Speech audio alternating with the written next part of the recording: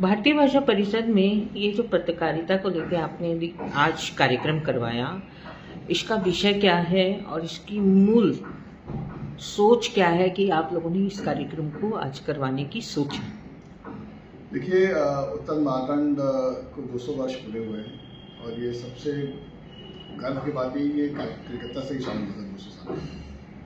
तो उसके एक तरह से हम लोग उसका सेलिब्रेशन कर रहे हैं और इसके बारे में ये हम लोग चर्चा भी कर रहे हैं कि पत्रकारिता का अतीत क्या था और आगे भविष्य क्या है। तो भविष्य की ये चिंता रहती है कि जिस हिसाब से सोशल मीडिया का डेवलपमेंट हो रहा है तो पत्रकारिता आगे जाके क्या रहेगी, ये गंभीर समस्या है। उसी के बारे में हम लोग चर्चा कर रहे हैं। इस कार्यक्रम के माध्यम से आप दर्शकों को क्या देना चाह रहे हैं, या जो बच्चे पत्रकारिता कर रहे हैं उन सबको आप क्या समझाना चाह रहे हैं? हम लोग ये समझाना चाह रहे हैं कि देखिए, पढ़ना जरूरी है। आजकल लोग पढ़ना नहीं चाहते हैं, सब शॉर्ट्स पढ़ते हैं, छोटी छोटी चीज़ के पढ़ के छोड़ देते हैं, डिटेल में नहीं जाते हैं। पर मेरा एक देखिए पर्सनल जो एक ओपिनियन है वो थोड़ा भिन्न है, जो मैं अपने स्पीच में भी बोला।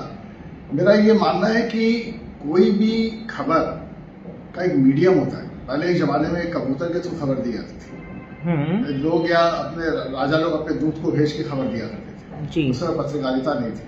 फिर डेवलपमेंट हुआ, पत्रकारिता आई। अब मीडियम चेंज हो गया है खबर देने का।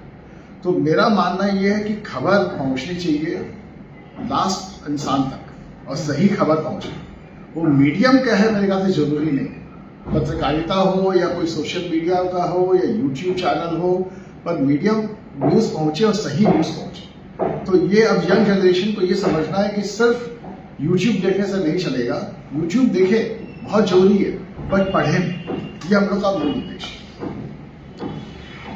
आज की जो जनरेशन है वो पढ़ने से ज़्यादा यूट्यूब में ही शामिल है, और जबकि पत्रकारिता हमें जो सिखाती है, हम फील्ड के पत्रकार हैं तो हमें मालूम है कि पत्रकारिता क्या करना चाहिए।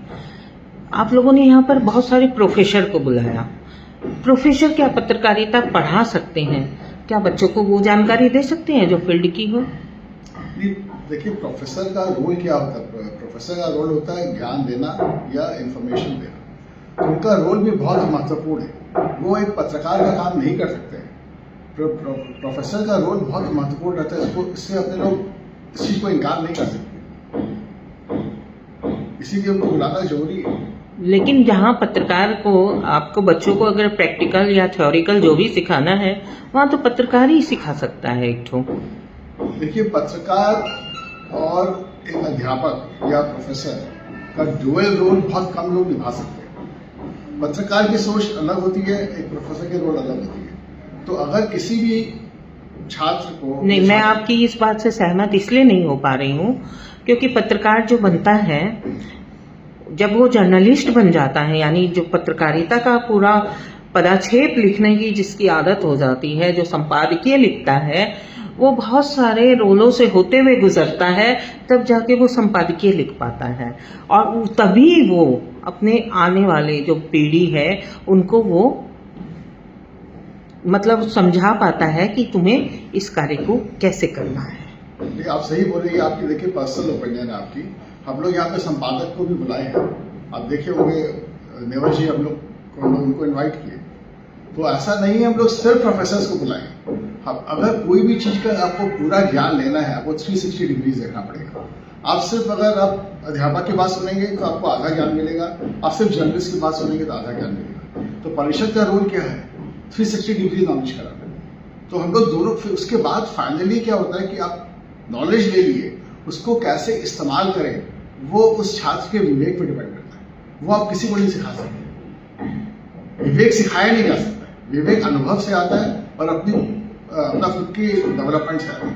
तो वो चीज परिषद नहीं कर सकती। तो हम लोग कर रहे हैं कि अध्यापक को भी ले आए, संपादक को भी ले आए। अब छात्र के ऊपर है क्या समझे और उसको आगे कैसे अपने में असिमिलेट करें। आप दर्शकों को क्या समझाना चाहते हो और या क्या संदेश देना चाहते हो भारतीय भाषा परिषद की तरफ से, क्योंकि परिषद क्या क्या काम कर रहा है, अगर आप संक्षेप में दर्शकों को बताएं तो उनको जानकारी होगी। देखिए, परिषद को 51 साल पूरे हो चुके हैं।